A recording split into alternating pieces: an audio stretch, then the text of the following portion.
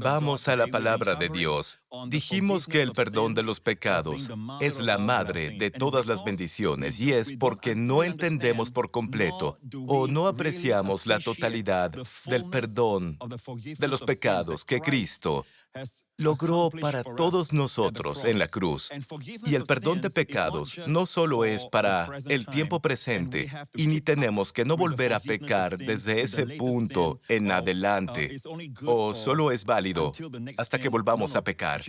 No, no, Jesús vino a conseguir la justificación eterna. Amén. Es decir, no solo eres justificado hoy a los ojos de Dios y mañana, cuando peques, ya no eres justificado, no. Jesús vino para darnos justificación eterna. ¿Qué significa eso? Significa que la justificación es como Él mismo, eterna, el Dios eterno. Amén. Nuestra justicia es eterna. Fallamos, pero fallamos en esa justificación. Y estar conscientes de esa justificación nos restaura de nuevo. Gloria al Señor. Pero hay un pasaje en particular en las Escrituras que hace que las personas se alejen de esa posición de justificación o que tengan dudas sobre estar en paz con Dios a través de nuestro Señor Jesucristo. Y esta es la porción de la que hablo en Hebreos capítulo 6. Dice esto, y es lo que leí hace muchos años, y me hizo alejarme del Señor, y tenía pensamientos malos hacia Dios. Leí esta porción de aquí, y es una fortaleza para muchas de esas personas que van en contra de la seguridad eterna. Dice aquí, porque es imposible que los que una vez fueron iluminados y gustaron del don celestial y fueron hechos partícipes del Espíritu Santo y asimismo gustaron de la buena palabra de Dios y los poderes del siglo venidero y recayeron, sean otra vez renovados para arrepentimiento, crucificando de nuevo para sí mismos al Hijo de Dios y exponiéndole a vituperio.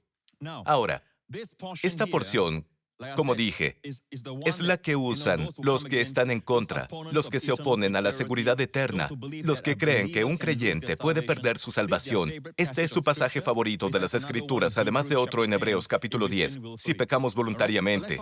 Muy bien, hablemos de esta porción primero. Número 1, necesitamos entender una cosa. Toda esta porción es del libro de Hebreos. Y el libro de Hebreos fue escrito para los hebreos creyentes después de que Cristo vino. Pero recuerden esto, también está escrita para todos los hebreos que profesan su fe en Cristo. Algunos de ellos son nacidos de nuevo, algunos no. La Biblia lo dice claramente y algunos enseñan que esta porción es para los creyentes que han perdido su salvación. Ahora, una cosa es segura.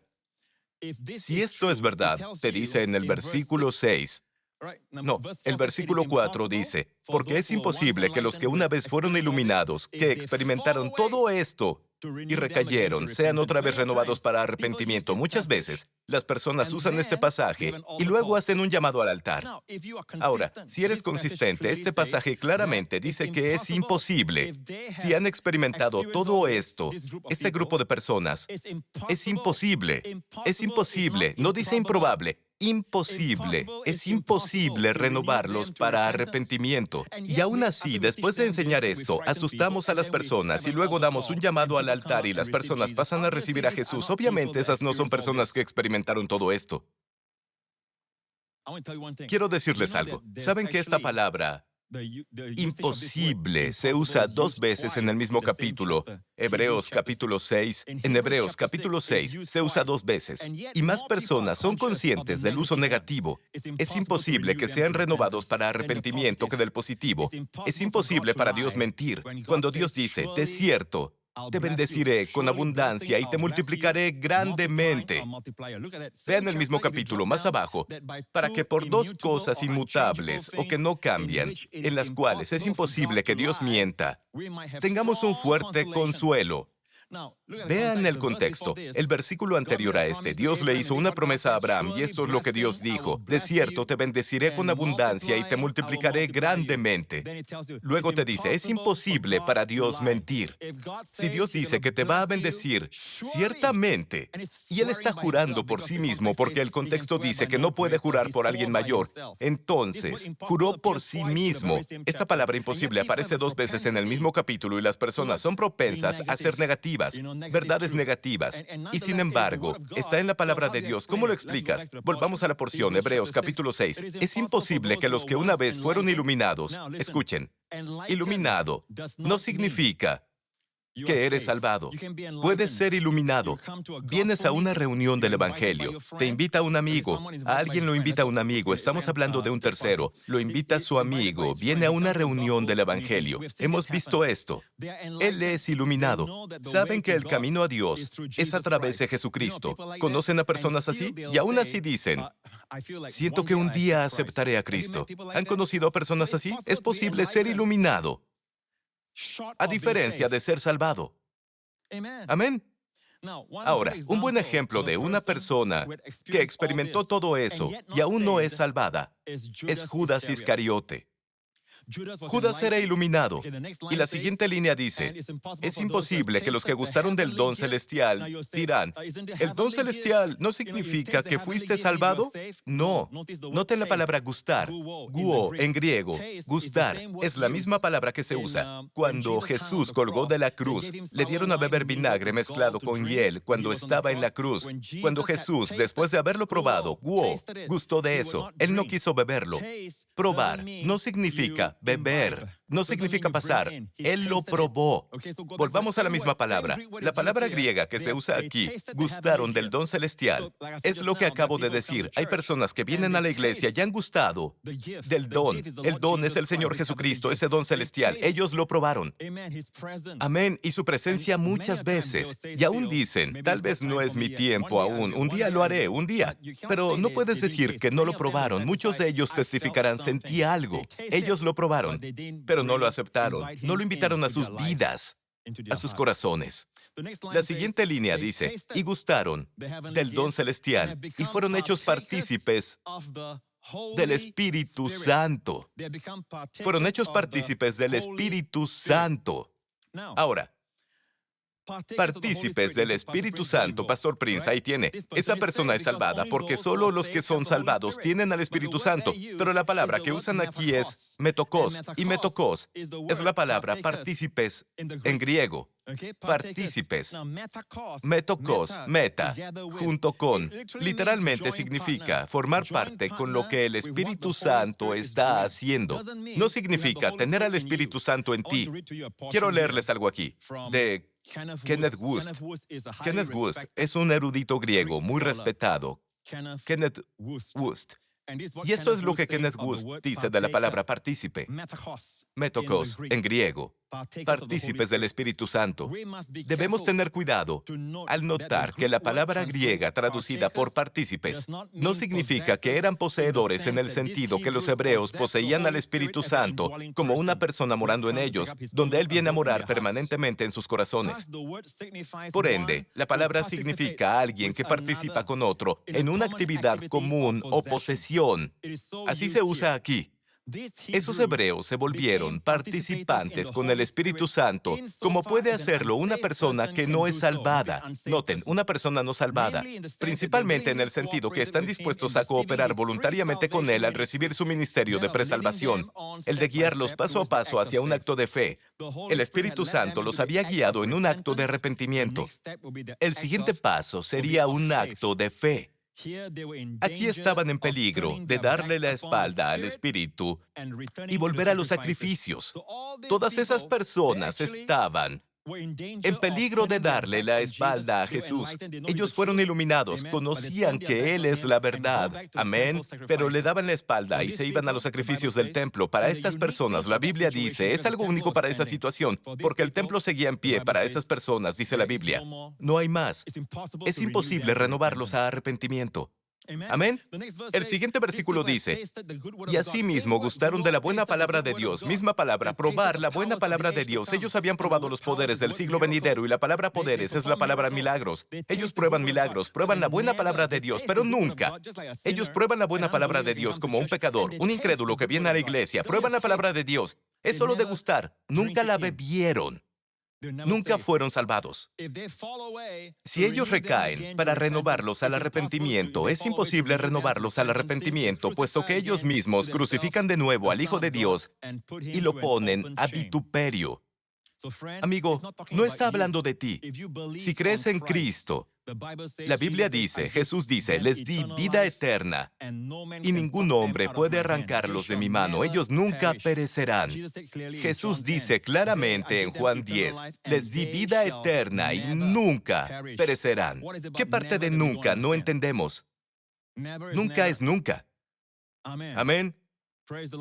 Gloria al Señor. Necesitamos ser establecidos en esta verdad y no errar con pasajes así, que son una advertencia a los apóstatas, quienes dicen que son cristianos, y ellos genuinamente han probado los dones celestiales, la buena palabra de Dios, e incluso han participado junto con ellos.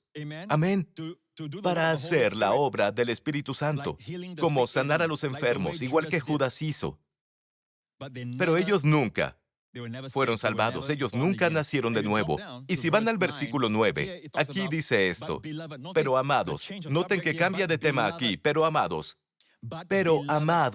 justo ahora, cuando habló sobre ese grupo de personas, ese grupo problemático, nunca dijo amados.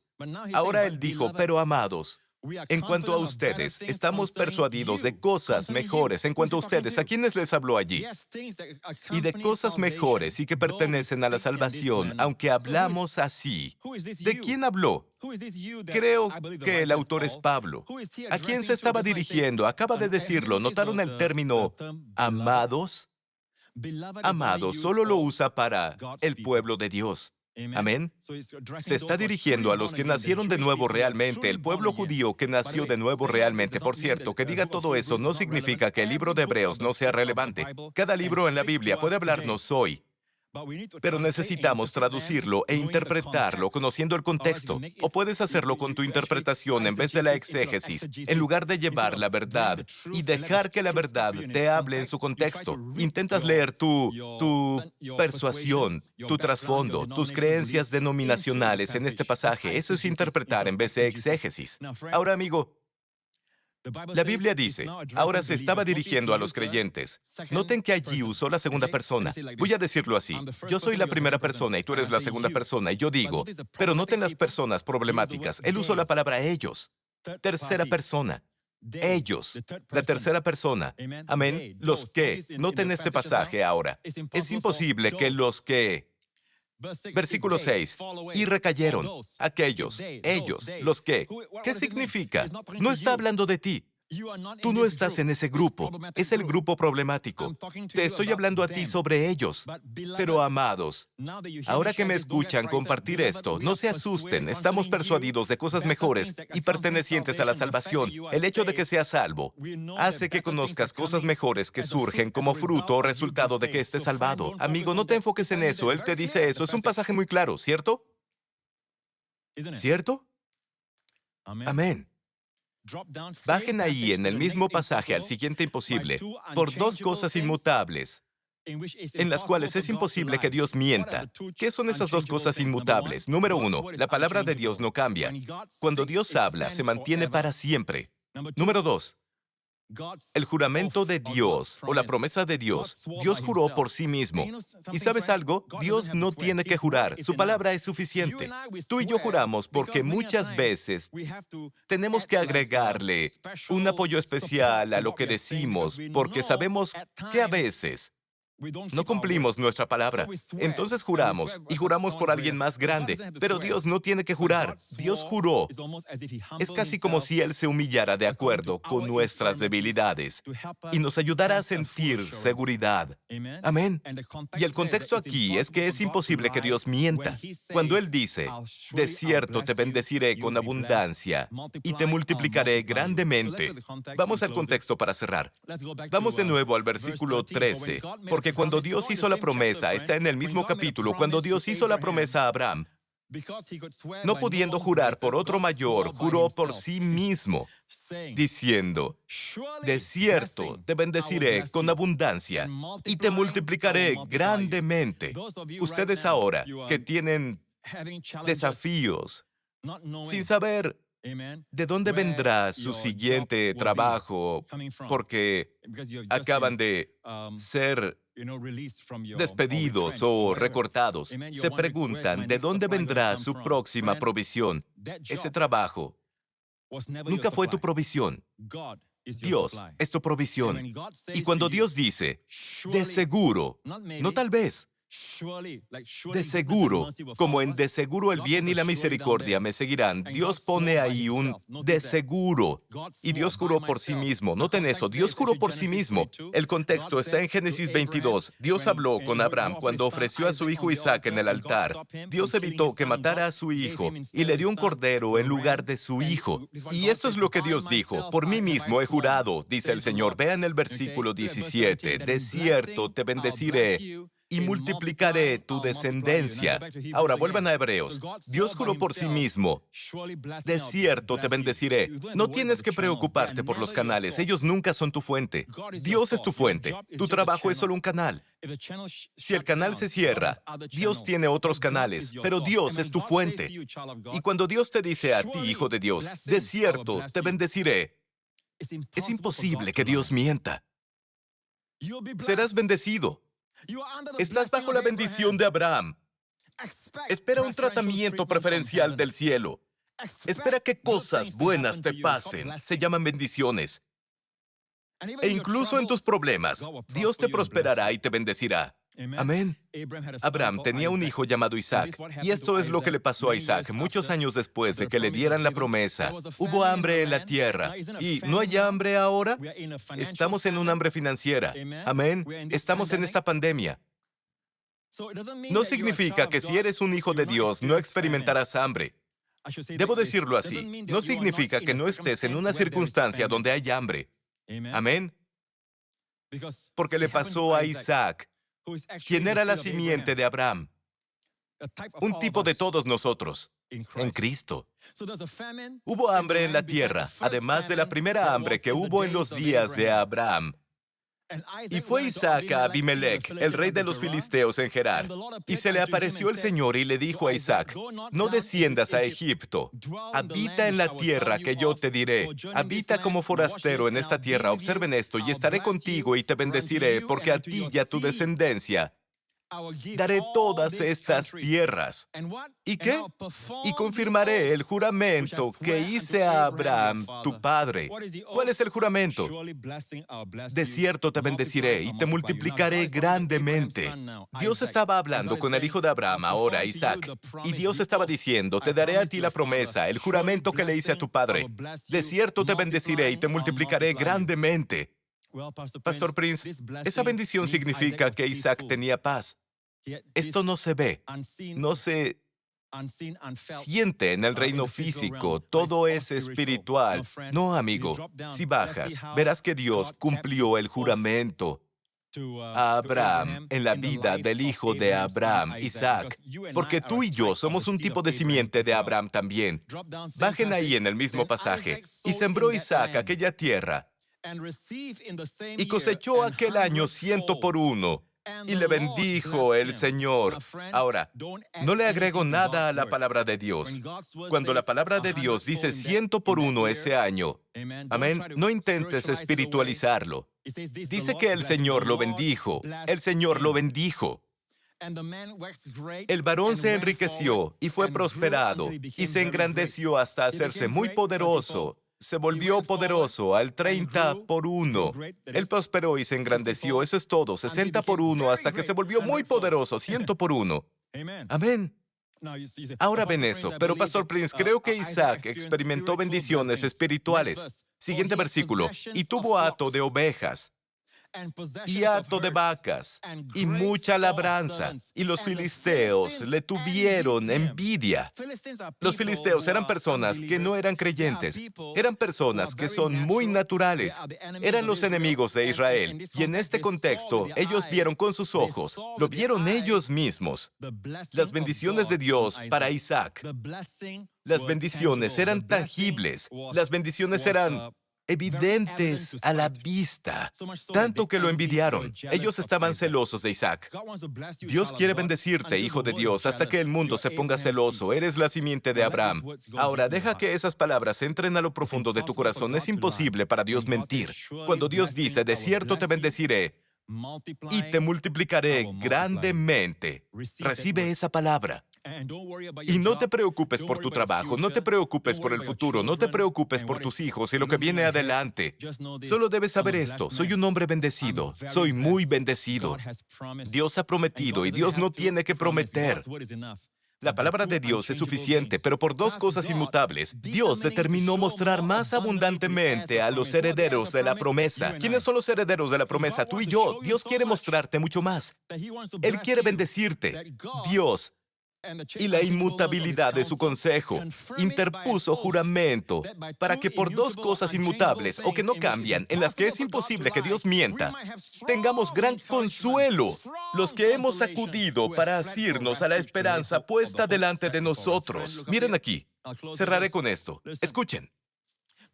Dios quiere tanto que tengas mucho ánimo, que tengas mucho consuelo al mirar a los días por venir. ¿Cómo? Dios se hizo casi como basado en nuestra debilidad humana. Dios se rebajó. Dios no tiene que jurar. Su palabra es suficiente, pero Dios juró para darnos un fuerte ánimo de que de cierto, Él nos bendeciría, nos multiplicaría grandemente. Amén.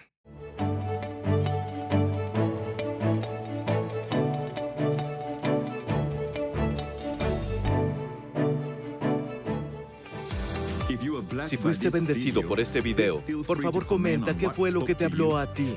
Danos un like y compártelo con un amigo que necesite aliento. No olvides suscribirte si no quieres perderte ninguno de mis nuevos videos. Gracias por sintonizarnos y nos veremos de nuevo pronto.